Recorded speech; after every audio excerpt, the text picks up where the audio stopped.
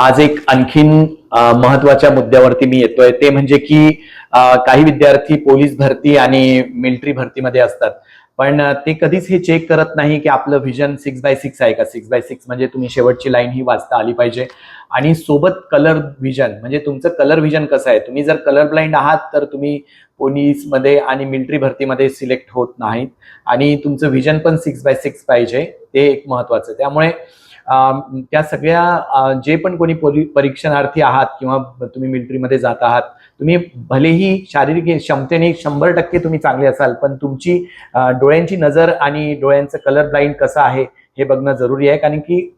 कारण की genetic problem हा कलर ब्लाइंडचा राहतो, त्यामुळे तो कधीच ठीक होत नाही.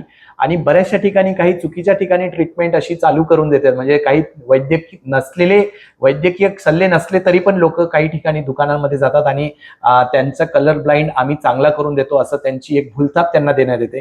त्यामुळे शक्यतोवर कलर व्हिजनची आपण चेकअप करा. कलर व्हिजन हा जेनेटिक झालेला प्रॉब्लेम आहे आणि तो कधीच सुधरत नाही. त्यामुळे पोलीस भरती आणि मिलिटरी भरतीमध्ये जाण्याच्या पूर्वी आपण कलर ब्लाइंड आहात की नाही, आणि आपली दृष्टी कशी आहे किंवा आपण दृष्टीदोष मध्ये येता का, हे आपण बघणं फार आवश्यक आहे.